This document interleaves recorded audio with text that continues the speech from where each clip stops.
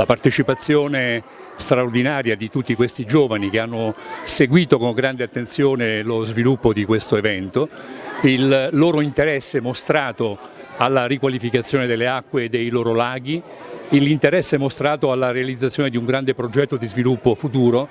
e l'impegno da parte nostra ovviamente è che questo avvenga, ma c'è anche una risposta positiva da parte loro a quelli che saranno i nostri progetti rivolti ai giovani, perché i giovani possano partecipare attivamente a questo importante processo che nasce oggi per riqualificare i laghi, le acque dei laghi, ma soprattutto l'intero territorio, restituire l'habitat naturale, migliorare la biodiversità, potenziare il parco archeologico presente sul lago. Insomma, una giornata veramente importante. È un tema questo molto importante, il fatto che l'acqua è diventato un bene assolutamente prezioso. Lo abbiamo visto anche in questo periodo dove il periodo siccitoso sta creando delle grosse problematiche anche non soltanto nel mondo dell'agricoltura ma anche nella vita quotidiana. Sappiamo che non solo l'acqua ma la protezione dell'ambiente è diventato uno dei temi fondamentali. È ovvio che una banca del territorio deve essere presente su queste situazioni proprio perché dobbiamo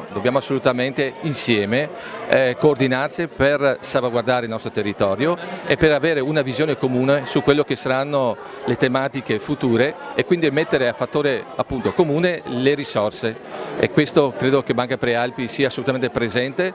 Il tema di oggi è anche quello dei laghi, Tarzo di Revine, e quindi un luogo così particolare, così prezioso deve essere assolutamente salvaguardato e è il nostro impegno quello insieme alla comunità di poter dare il nostro contributo per far sì che questo possa essere anche in futuro. Oggi il Comune di Tarzo insieme a Banca Prealpi, dove ci troviamo qui in auditorium, vogliamo così dedicare questa mattinata alla giornata mondiale dell'acqua e in particolare vogliamo dedicare questa giornata ai nostri laghi, i laghi di Tarzo, Revine e Lago, dove l'attenzione è sempre massima, c'è un grande sviluppo a livello turistico, a livello sportivo, a livello culturale, di ricerca archeologica, e quindi oggi più che mai vogliamo rilanciare questi nostri laghi che comunque hanno bisogno di alcuni interventi. I laghi sono un'attrattiva, li stiamo vedendo tutti i giorni, dove arriva gente da qualsiasi posto per una semplice passeggiata ma anche per praticare delle attività sportive o anche una visita al parco Livelet, ad esempio, che abbiamo qui vicino nel comune di Revine Lago,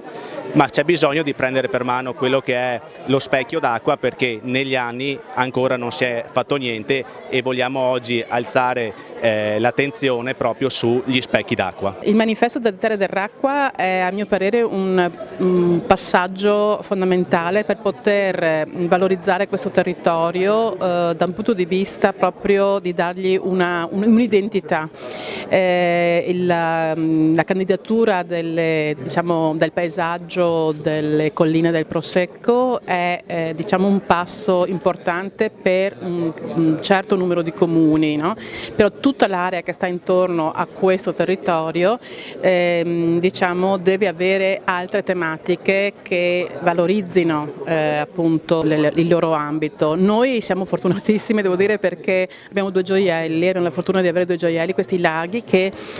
da diversi anni vedo sono sempre più al centro dell'interesse anche di un turismo lento, di un turismo amante dell'ambiente, della lentezza, portato a luoghi ameni, e alla tranquillità, alla qualità dell'aria e così via. È necessario, se vogliamo mantenere questi due laghi, pensare alla loro ossigenazione, che è il problema più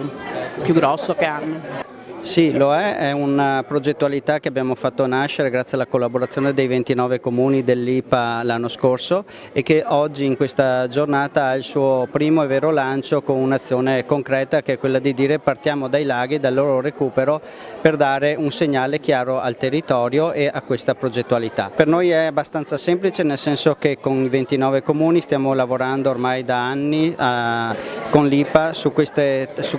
tematiche, ma anche su altri temi tipo la Grande Guerra, nell'individuare quelle che sono appunto delle progettualità strategiche. Non è stato facile arrivare a questo obiettivo, stiamo coinvolgendo le altre istituzioni, le società private, perché solo con tutto il territorio insieme possiamo riuscire a vincere queste piccole ma grandissime sfide.